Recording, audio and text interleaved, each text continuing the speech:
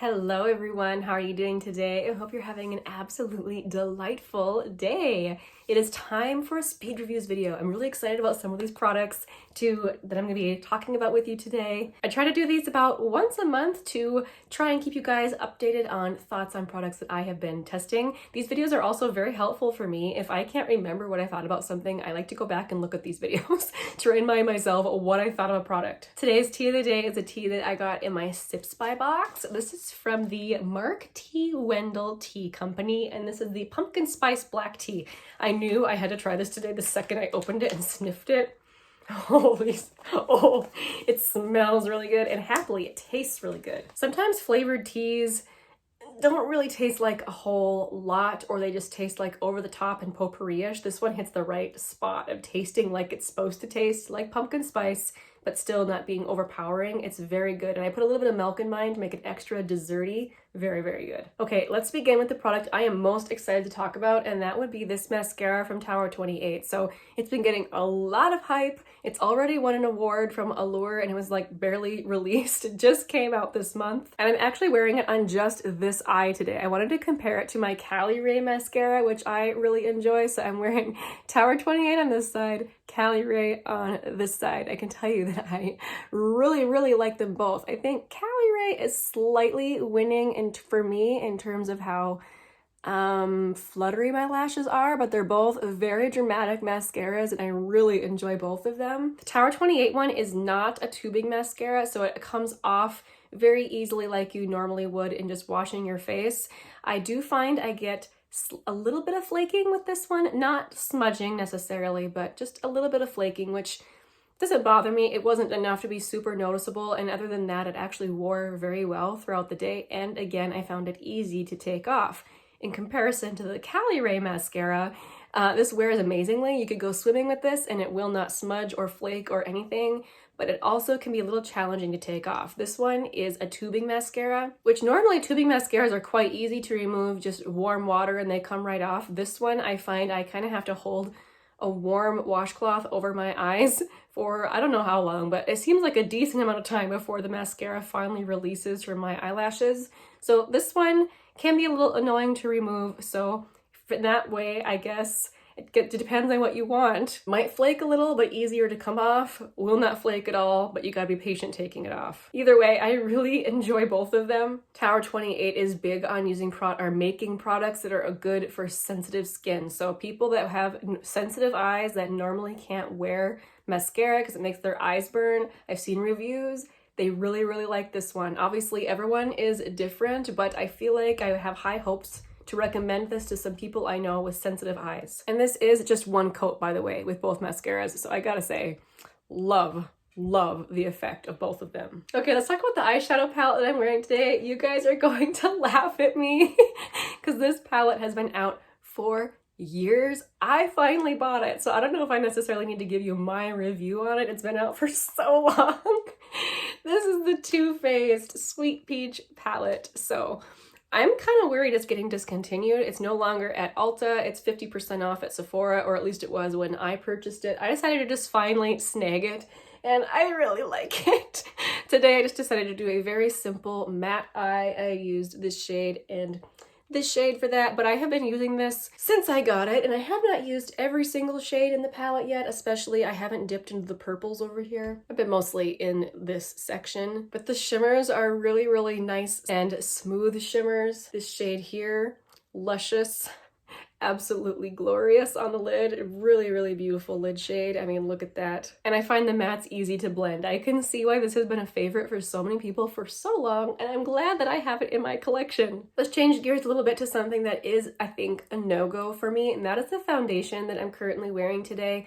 I have a sample of the Shiseido Synchro Skin Radiant Lifting Foundation. I have it here. I have the shade Opal 130. This is my second day wearing it, and it was a disaster yesterday. I thought maybe it was just the sunscreen I was wearing underneath it because it really showed every single dry spot and actually started to like peel off my face. So I tried it with a different sunscreen today, completely different formulation, and it's better today, but it's still, and I know you probably won't be able to see it here on camera, but it is sitting really, really badly over some dry skin that I have. And I'm not normally a dry skin person, but I am using tretinoin right now, so my skin is a little more dry than usual. But I don't normally have this problem with the foundations that I have in my collection. It's even starting to like crackle off up here. Again, I know you can't really see it on camera, but when I get close up to the mirror, I can see it, and I've only had it on for like 45 minutes. So that tells me it's really gonna look pretty bad by the end of the day. I'm probably gonna have to redo my makeup before I go to an appointment this evening. That is sad. I really enjoy Shiseido skincare. But at the same time, I'm glad I tried it in a sample before buying a full size. Let's talk about a couple of products from Cosmetics. So I tried out the lip liner and the new lip product. This is called the Everglass Lip Dew. Let's talk about the lip liner first. I'm a big fan of this. I got the shade Kitten, and normally I prefer pencil style. I like to be able to sharpen my lip liners, but this one is very nice. It is very creamy, and even though it's very creamy, it lasts a long time. I find that it's very easy to blur onto my lips so that it's not just a line.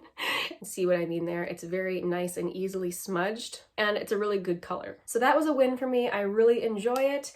This other product I do like. I purchased the shade Dream, which is kind of a peachy shade. It went really well with the shade, with the lip liner shade that I purchased. So this is kind of like a mix between a gel or a lip oil and a gloss. Like, it's not really any of those things. It's somewhere in between them. It's very comfortable, non-sticky. It doesn't slide all over your lips though, like a super thin lip oil will. So it is very nice. However, I do have a gripe with how much product you get. You only get 4.5 milliliters. For reference, a mini Fenty, so the mini is 5.5 milliliters. So it's larger than this full-size product. Fenty really kills it with how much product they include in their lip glosses. These are around, well, not this one, not the mini, the full size of this is around the same price as this product from Cosmetics, somewhere around 20 bucks. So for there to be so little product in here is frustrating to me. With all that noted, it is a pretty gloss. It's not something that I'm finding myself obsessed with. However, I will enjoy it while I have it though. Something I picked up from TJ Maxx is this Sigma eyeshadow stick. So they actually call this the base primer eyeshadow stick. I have the shade Sorbet, which is a very pretty kind of pinky mauve color with a little bit of sparkle. So considering that this is supposed to be an eye base, I did try it out that way, and it's not my favorite. I found that my eyeshadows, it didn't last as long as usual using my regular eyeshadow primer. Sorry about my barking dog. But as far as just a regular eyeshadow stick goes, it is very creamy, very blendable. I really like it for that, but I was disappointed to see that for me, it didn't work well as an eyeshadow base. Let me quick give you an update on another eyeshadow stick. So this one from e.l.f, the No Budge matte eyeshadow stick. I have the shade Cool Beans. I've mentioned this several times on my channel now. I do not care for it as a eyeshadow stick, but I find that I do like it as an eyeliner. It is very, very much no budge for that. It will stay on all day, and in fact, I have a hard time removing it in the evening. So when I want an eyeliner, especially in my waterline, that will not move all day long, this is what I'll go for. I do think it's a nice shade for that as well. I just found that for my lid, blending it out was just too difficult and it ended up looking patchy. So not my favorite for my lid. During the Ulta 21 Days of Beauty, I picked up the cult favorite Becca, now owned by Smashbox, under eye corrector in the shade Fair Light. Now, I think I told you guys in my video where I was talking about products I might pick up that I was thinking about getting this just for my daughter. I don't normally have dark circles, so it's not something that I necessarily need all the time. I did try it a couple of times, like on my inner corner, to just kind of brighten that up, and I thought it was actually really nice for that. This is one of those products that people have tried and tried to dupe. Emily Noel talks about how this is kind of an undupable product, and I really trust her when it comes to that because I feel like she's tried everything. So while I probably won't reach for this much myself, I did try it on my daughter. She's only 12, so she doesn't really care much a lot of the time about how her face is looking, but there are occasions where she'll wake up and tell me like, whoa, Mom, I have such terrible dark circles, and so I did try this for her one of the days where she had dark circles, and it actually worked beautifully to brighten her under eyes. So I'll keep this around just for when she wants to use it or on the occasion where I want to use it. I think it's beautiful. It's very, very creamy and emollient. It's one of those products that I won't be using every day, but I'm happy that I have it around. Let's talk about a blush from MAC. So again, the Ulta 21 Days of Beauty sale, I picked up this blush. This is the powder blush in the shade Mocha, and this is the matte formula. So it's a very beautiful shade. This was not the initial shade I was going for. I was going for more of a pink shade. This is kind of like a soft plum. Very pretty. I find this to be a very traditional powder blush, which is not necessarily a bad thing. I just don't find anything super special about it. I do appreciate how it's not too pigmented. It's not a blush I have to be scared of using. It's easy to build up and very, very easy to blend in. But I just haven't quite fallen in love with it like I have with other powder blushes. It is pretty though, and I'm happy that I decided to try it. Okay, lastly, let's talk about some products from Youthforia. So Youthforia reached out to me and asked me if I would like to try their products, and I was like, yes, I would. So they sent me a package with several of their products. So you'll see more of their products in next month's roundup, but I do have a few things that I'm ready to review for you. The first being a couple of their lip glosses. So if you haven't heard of Youthforia, they are a new brand that started up during COVID. They have super, super fun packaging. And the main thing they focus on is makeup that's good for your skin. They even say on their website that they test all their products by sleeping in them, which I'm probably not gonna be sleeping in my makeup to test it for you guys, but that's something they do at the brand. So I thought that was really interesting. So they sent me two shades of their lip glosses. The first one is the shade Coral Fixation, and it's a very pretty soft pink with shimmer. Wearing these, I found them to be non-sticky. They didn't make my lips have any sort of a weird tingle. You guys know that I do have sensitive lips, so whenever I try a new gloss, it's always kind of like holding my breath to make sure that there's nothing weird that's going to happen. Happily, these seem to work well for me. I do not find them to be as hydrating as, say, the Tower 28. I just found it to be a nice gloss.